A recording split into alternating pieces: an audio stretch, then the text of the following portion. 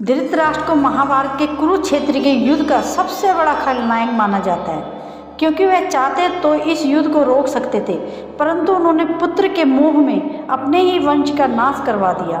धृतराष्ट्र आंखों से ही नहीं, मन और बुद्धि से भी अंधे थे। उन्होंने अपने जीवन में ऐसे तो कई पाप किए थे, लेकिन आज आपको बताएंगे उनके 8 पापों के बारे में।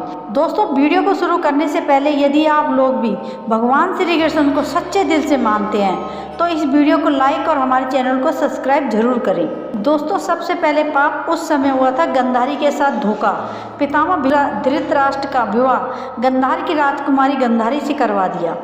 गांधारी को जब पता चला कि मेरा पति अंधा है तो उसने भी आंखों में पट्टी बांध ली। गांधारी का विवाह धृतराष्ट्र से करने से पहले ज्योतिषी ने सलाह दी थी कि गांधारी के पहले विवाह पर संकट है, अतः इसका पहला विवाह किसी और से कर दीजिए, फिर धृतराष्ट्र से करें। इसके लिए ज्योतिषियों के कहने पर गांधारी का विवाह एक बकरे से करवाया गया था। बाद में उस बकरे की बलि दे दी गई थी।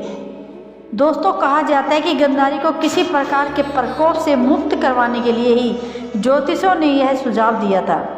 इस कारणवश गांधारी प्रत्येक रूप में विधवा मान ली गई और बाद में उसका विवाह धृतराष्ट्र से करा दिया गया। गांधारी के परिवार को जेल में डालना यह दूसरी गलती थी। गांधारी एक विधवा थी। जब महाराज धृतराष्ट्र को पता चला तो वह बहुत क्रोधित उठे। उन्होंने समझा कि गांधारी का पहले किसी से विवाह हुआ था और वह मालूम न होने के कारण मारा गया। धृतराष्ट्र के मन में इसको लेकर दुख उत्पन्न हुआ।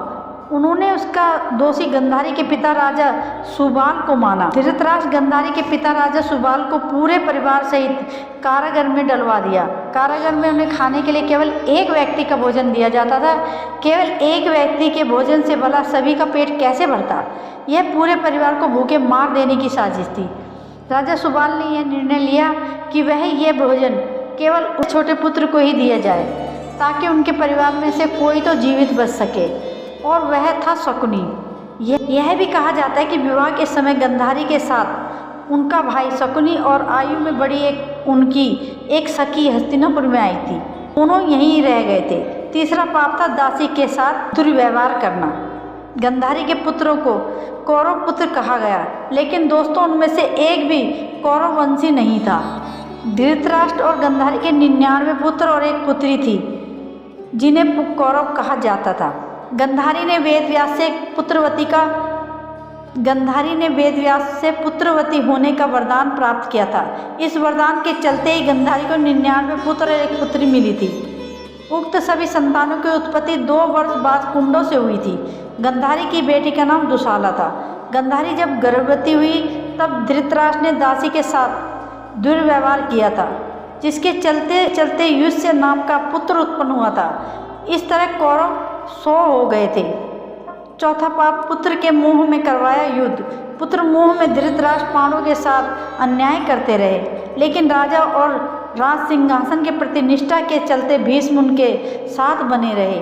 धृतराष्ट्र ने अपने पुत्र मोह में सारे वंश और देश का सर्वनाश कर दिया। धृतराष्ट्र चाहते तो वह अपने पुत्र के हठ और अपराध पर लगाम लगा सकते थे, लेकिन उन्होंने ऐसा नहीं किया और दुर्योधन की गलती पर गलती करने की अप्रत्यक्ष छूट दे दी। पांडवों के साथ हुए अति अन्याय के चलते ही महाभारत युद्ध हुआ। राज सिंहासन पर बैठे धृतराष्ट्र यदि न्याय करते होते तो यह युद्ध टल सकता था।